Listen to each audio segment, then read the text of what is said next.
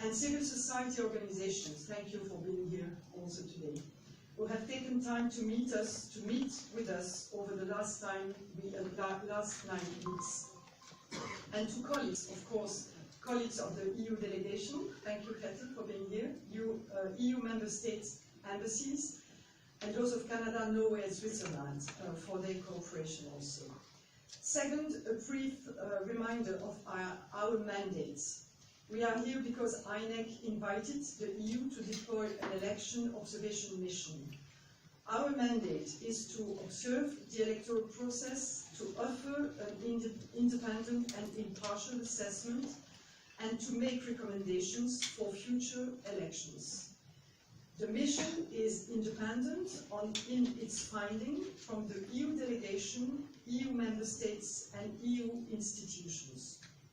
So, as I said 2 weeks ago, we are here to serve the people of Nigeria, not the politics of the day.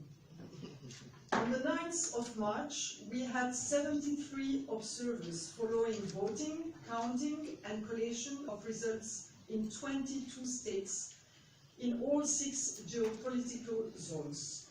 We observed in 223 polling units and so far in 81 collation centers.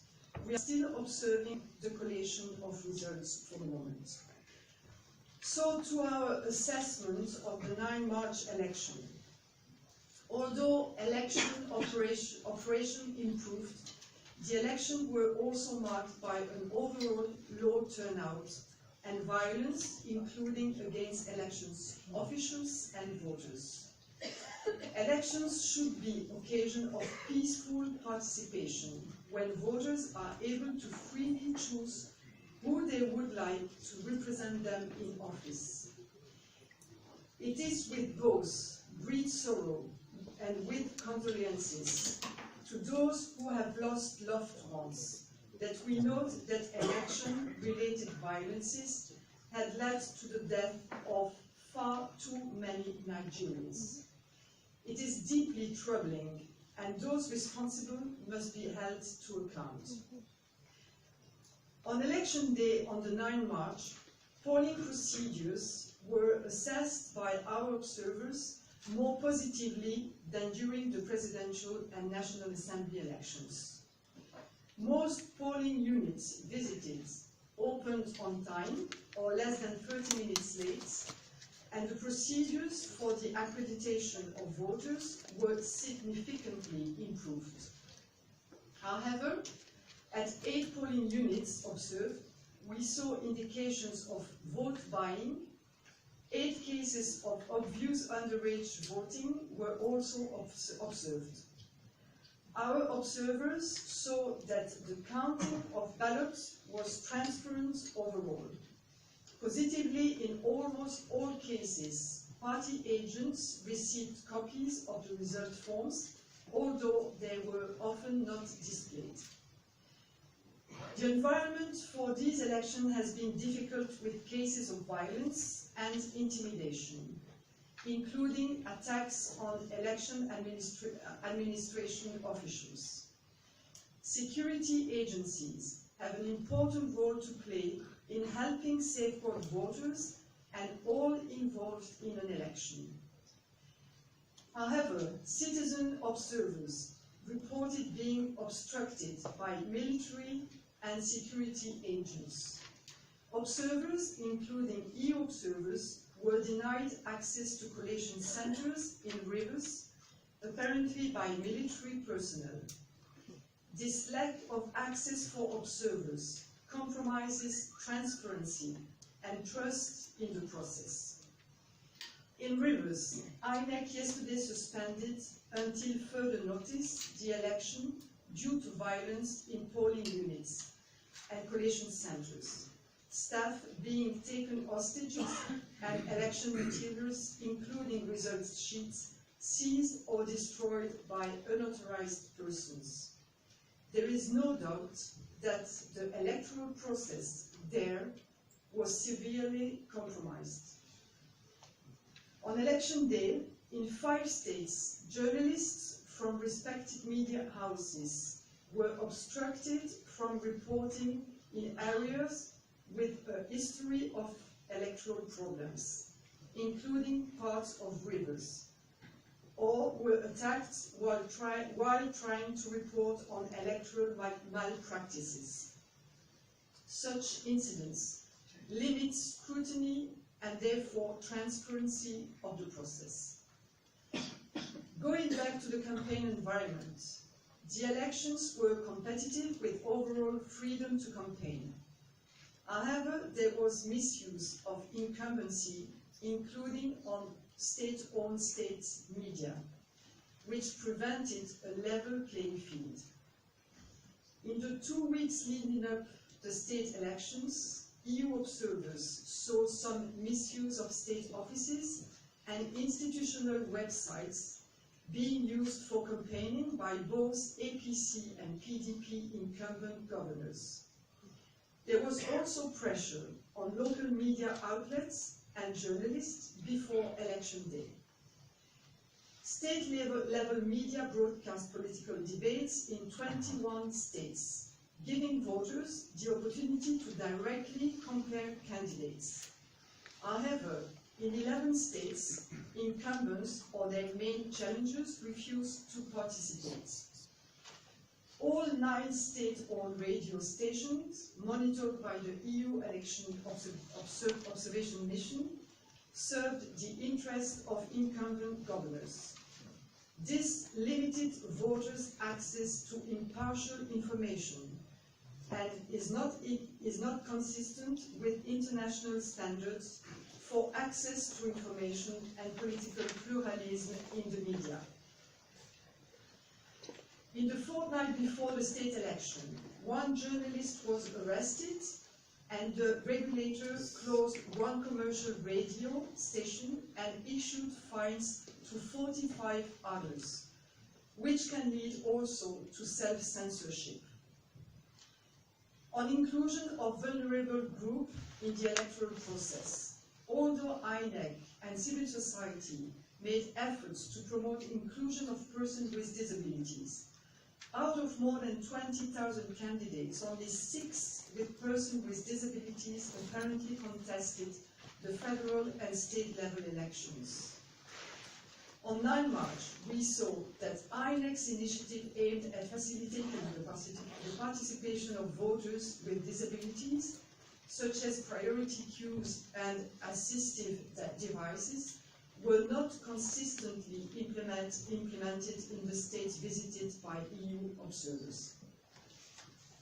Civil society, through its scrutiny of the electoral process, has enhanced the transparency and accountability of the elections. We support the view of civil society organizations that have called for reform in order to bring greater integrity to the electoral process in Nigeria. And I will come back to this point in a moment. The collation. The collation of results is one of the most crucial aspects of any electoral process. And collation for the presidential and National Assembly elections was still ongoing when we held our last press conference. So if I may ask to EU Deputy Chief Observer Anna Roberts to now give our main conclusion on this collation now. Thank you, Anna. Thank you, Maria.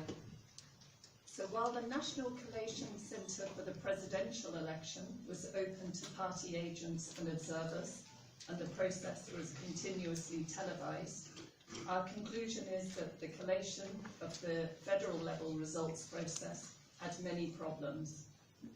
Overall, the process was not in line with international standards for access to information and public accountability. Polling for the federal elections was cancelled in a large number of polling units across the country, covering nearly 2.8 million registered voters. This was 4 times more than in 2015. While this number did not affect the outcome, given the margin of win for the presidential election, this was not a good process. INEC did not provide sufficient information on these cancellations, the specific reasons for them, or the precise local government areas affected. This undermines public confidence in the process. There were also some inconsistent numbers in the collation, specifically a large difference between the number of registered voters INEC had announced back in January and the lower number then announced by returning officers at state level during the collation of the presidential results. Nearly 1.7 million less in total. Unfortunately, INEC has not to date properly explained this discrepancy. Since this is something that also happened in 2015, it really shows the need for improved data management in future elections. Collation of the federal level results also showed an increase in the number of invalid ballots compared to 2015, some 4.5% this year in total. In some states or local government areas, our observers noted higher rates, going up to 13%. So what collation at the federal election level demonstrates is a need for better training of collation staff, improved data management, and in particular, more information and explanation from INEC, so as not to undermine the integrity of this critical phase of any election process. This is particularly important now that there are cancellations of polling in state elections. Full specific information and explanation needs to be given on this. I'd be happy to talk more about this or any aspect of the voting and counting that we've observed on the 9th of March elections. Thank you. Thank you, Anna. So let me emphasize that during any supplementary election, the election administration needs to be able to do its work freely, security, personnel need to work neutrally, and parties need to call their supporters to be calm and to respect the process. It takes all of these different people to make a good election. If I may come to our conclusion now, it is this, that the systemic failing and electoral security problems of the last few weeks and months show that there is real need for serious reform in Nigeria. While there were operational improvements in the 9th March elections, they were overshadowed by a troubling electoral security environment, abuse of incumbency, and institutional failing. We echo the view of leading civil society organizations who said that there is an urgent need to restore faith in the electoral process. While there can be many reasons for a low turnout, and it is not for me to speculate on it, it is surely disappointing that overall only a relatively small portion of what is by far and away Africa's largest electorate actually cast a vote on both election day. We hope that after these elections, parties and institutions look at what is needed to make voters want to take part in elections in the future. As the 2019 election in Nigeria has demonstrated, there are important improvements to be made. Election can always be better. The systemic problem evident in the 2019 electoral process showed the need for an inclusive national discussion on reform for greater electoral integrity and participation. This is not a novel idea, of course. The suggestion of a national conversation or dialogue is one that comes from INEC itself. It is one that the European Union would support. Our long-term observers across the country will remain in Nigeria for another week. They will continue to observe collation of results and the election petition process. A core team of experts will remain for some additional weeks. Some of us will then return in June with the final report on the election with recommendations for the reforms. As an election observation mission, our work finishes after this report is produced. After that, it will be the EU delegation, that stands ready to support Nigeria in the implementation of the recommendation put forward for consideration. Although they are still to be finalized, one very clear recommendation would be for Nigeria to revisit the electoral laws and to agree on key reforms long before the next general elections. Change and improvement doesn't happen overnight. Reforms should neither be rushed nor left to the last moment. We encourage a national conversation on electoral reform and strongly believe that it would meaningfully contribute to Nigeria's democratic development. Ladies and gentlemen, thank you very much for listening, and I thank the Nigerian authorities and Nigerian people for your warm welcome, and we are here to answer to your question. Thank you. European Union observers came and they observed and they make recommendations. I want to know how many of these recommendations were implemented by the federal government of Nigeria. And secondly, like you said, that reform and improvement don't happen overnight. In what area of a key area of our reform do you want us to start with so that we improve our electoral system? Thank you very much. Thank you very much. Diplomat magazine. When we were starting research, you are here to serve the Nigerian people, not the politics of the day. Now, I personally observed the election this night in Lagos. The turnout was too low. People were busy playing football up and down because a lot of Nigeria believe it's not election process, they believe it's election process. So, what do you think should be done to help us change our mentality about voting? Thank you. My question is this. There are, both in 2015 and even now, you people are making recommendations. Like my colleague said, how many of these recommendations do you follow up to know if Nigerians are abiding by it? And are there sanctions if they are not abiding? So that it's not only making recommendations, and if it is not being followed, what is to be done? Thank you. I give the floor on the election on 2015 because Anna was there to observe this electoral process. So I will give the floor to her on this question. I will answer about the question of the turnout. Ladies and gentlemen, if we could just ask for a little bit of quiet so that everyone can hear the remarks and the response of the It's a very important question. It's not only about the question of the low turnout in Nigeria. I think that it's what I say, democracy is a very long process. It's never granted forever. So it's important to know that, and we are in Europe in this kind of situation where the turnout for the election is not so high. And it's difficult to understand really, so it's need to be really, we learned about what is happening about the turnout. But there are different points where it's important to work to have a better turnout. For example, trust is really important. How is it possible to build trust? It's also important to have inclusiveness in the process.